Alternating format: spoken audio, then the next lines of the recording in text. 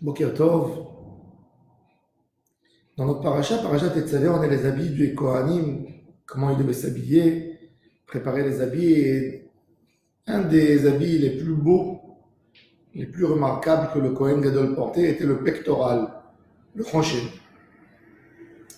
Alors, dans le choshen, on avait 12 pierres différentes, des pierres précieuses, des diamants, que Aaron devait porter. Sur chaque pierre était gravé le nom de la tribu, Reuven, Shimon, etc. On avait le pectoral, c'était un petit tableau en tissu, plié en deux, et avec comme des petits cadres en or où il y avait la pierre précieuse à l'intérieur. Il avait comme des lanières pour attraper. Ces lanières étaient en or, et sur les lanières, il y avait encore une fois 2 pierres précieuses. 6 tribus étaient écrits sur le nom d'une pierre et 6 sur le nom, sur la deuxième pierre, la seconde. Dans le pectoral, il y avait toutes les lettres. Et quand le Kohen Gadol posait une question, les lettres éclairées, dans le tableau, les lettres éclairées pour lui répondre la réponse. Ça s'appelait Choshen HaMishpat, Urim Vetumim. Pourquoi Urim? Pourquoi on appelait ça Urim, les lumières? Parce que leur réponse était toujours par une lumière. C'était des lettres qui brillaient, qui éclairaient. Et il y avait dedans le Shema Meforash, qui était à l'intérieur dans le pectoral, le nom divin. Et avec ça, le Kohen Gadol savait répondre. Les gens venaient poser des questions à Aaron HaKohen. Aaron HaKohen, il a eu un cadeau extraordinaire de porter le pectoral. Le pectoral, c'était les plus grandes décisions de l'Am Israël. On posait la question au pectoral. La Gemara dit en quoi Aaron a eu le mérite d'avoir ce pectoral.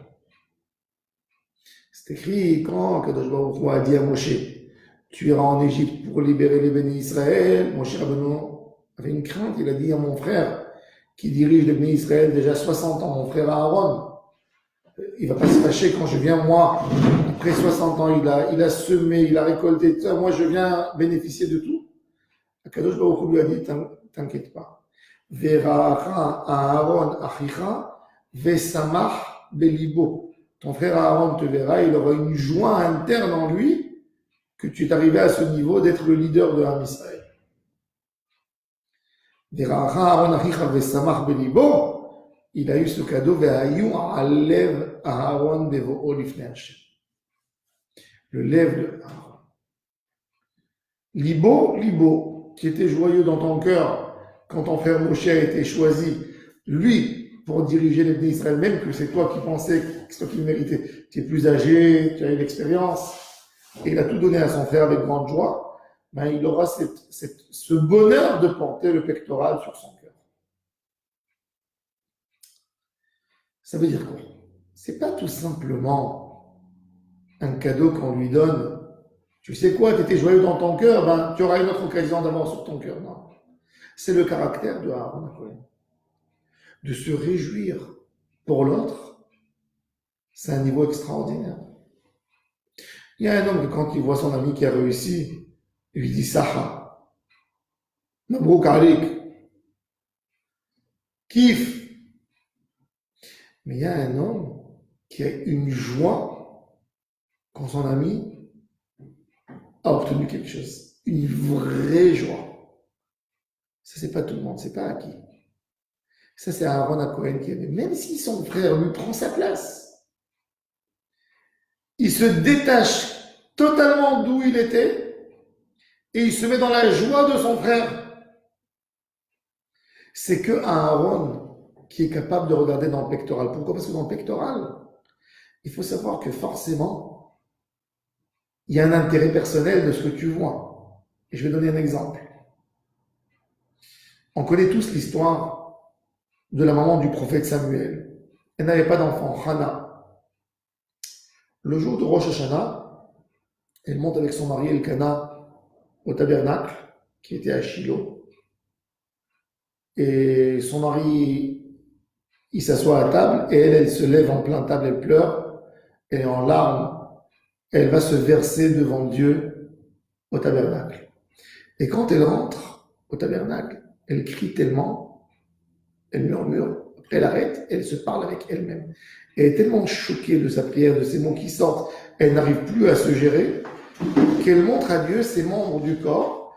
Et à un certain moment, elle dit, Dieu, tu m'as créé un corps, tu m'as donné des seins, donne-moi un enfant pour pouvoir allaiter avec ses seins.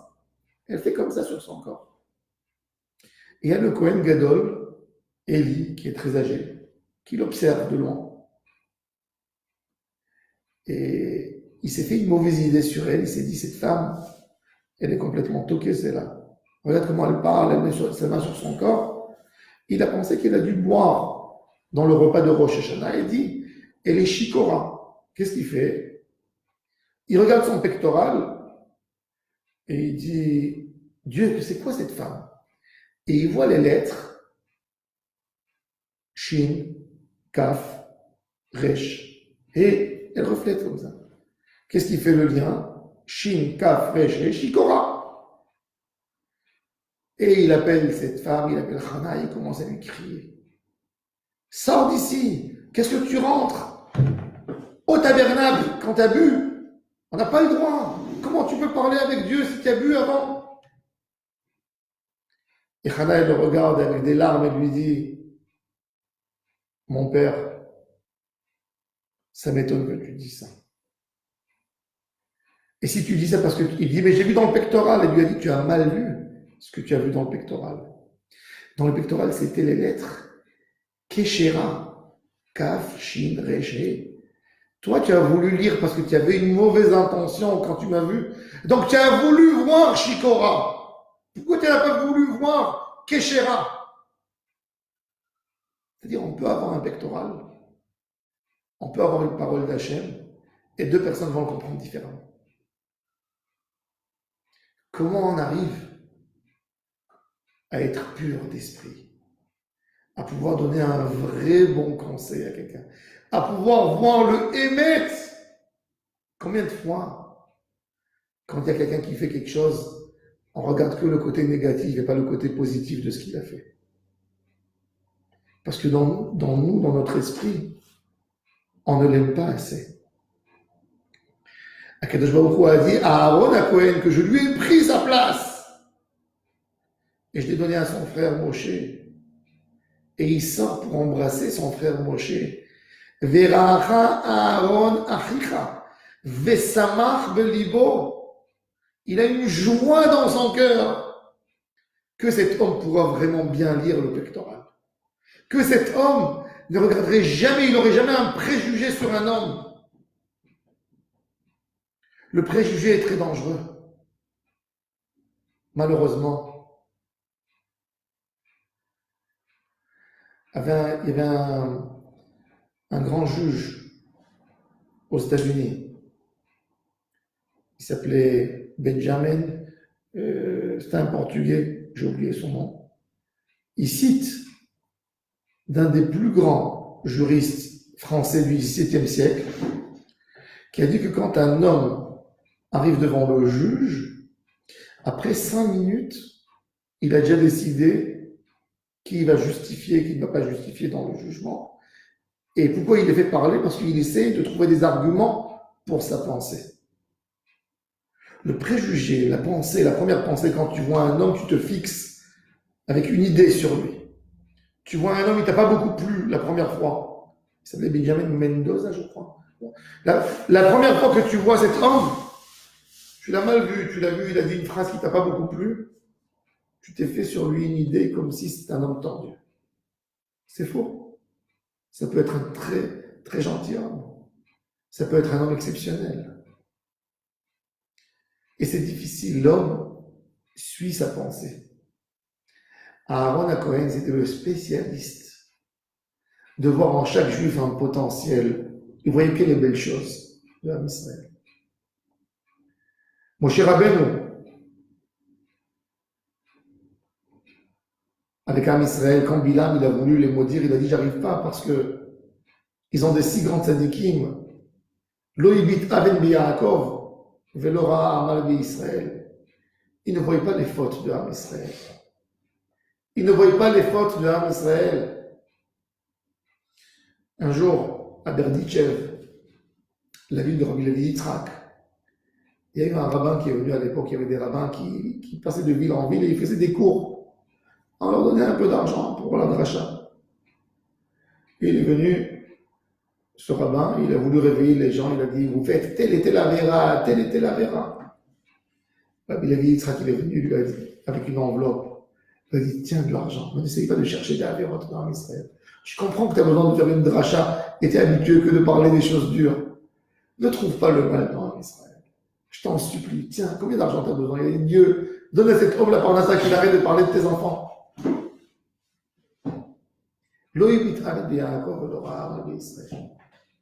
Même le pectoral qui dévoilait les plus grands secrets, même ce pectoral, il fallait savoir le lire.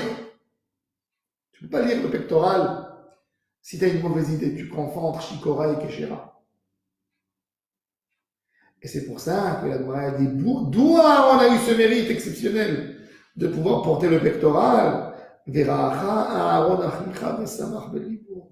Parce que quand Dieu lui a dit, c'est Moshe qui va être le leader de l'Israël Israël, avec grande joie, il est parti, il a tout donné à Moshe. Quelqu'un qui n'a rien en lui, il n'a aucun intérêt, il ne cherche jamais à voir le mal des autres. Que cet homme peut être proche d'Hachem Yitbarach. Maintenant, nous sommes le mois de Hadar. On est la dernière semaine des Shovavim. Le plus grand tikkun se fait cette semaine. Tetzavé. On a encore jeudi pour pouvoir faire un tikkun Shovavim cette semaine. Le Ikar de tout le tikkun pour être proche d'Hachem Yitbarach, c'est de ne jamais voir un mal dans un juif. Ne jamais. Quand quelqu'un y voit le mal, il le définit. Quand il le définit, il est tenté par ce mal. La première chose pour se rapprocher à Hachem, c'est d'aimer ses enfants, d'aimer les enfants d'Israël, n'importe quelle situation, d'aimer toi, Israël, un vrai amour. Quand on a ça, on peut arriver, Béhémet, à avoir une vision claire. Parce que le pectoral qu'Akadosh Baruch Hu a donné à Aaron, c'était un pectoral qui portait sur son cœur. Mais nous tous, on a un pectoral virtuel. Hachem nous donne le chemin clair. Mais on ne le voit pas. Pourquoi on ne le voit pas? Parce qu'au lieu de voir Keshera, on voit Shikora. Et pourquoi on voit Shikora? Parce qu'on a envie de voir Shikora. On a envie de voir tendu, alors on voit tendu. On a envie de prendre la Torah et de l'adapter à nous. On n'a pas envie de s'adapter, nous, à la Torah. Donc on ne peut pas voir le vrai conseil de la Torah. Si tu prends la Torah et tu dis la Torah, elle va s'adapter à moi, tu vas chercher à voir de la manière que tu veux voir, pas de la manière qu'il faut voir, de la manière que tu veux voir. Et après, tu vas prétexter ton comportement. Tu vas dire, mais c'est ça ce que Hachem veut. Voilà, il m'a mis dans ce chemin, il m'a mis ça devant moi. Non. C'est toi qui as amené ça sur toi. Quand on se nettoie le cœur, et ça commence avec les autres. Même quand l'autre, tu penses qu'il t'a fait du mal. Tu penses que tu as un concurrent. Et tu dis, non, la parnassa c'est d'Hachem, je vais l'aimer pareil. Je vais l'aimer. Il ne peut rien me faire. Je vais lui donner un conseil. Comment il peut mieux vendre. Comment il peut avoir de la clientèle. C'est là que tu commences, même dans tes mitzvot, à être objectif. Tu n'es pas tenté par quoi que ce soit. Tu cherches le émettre et quand tu lis après, quand tu lis la Torah, tu as une vision claire. Tu as compris tout de suite ce que Dieu veut de toi.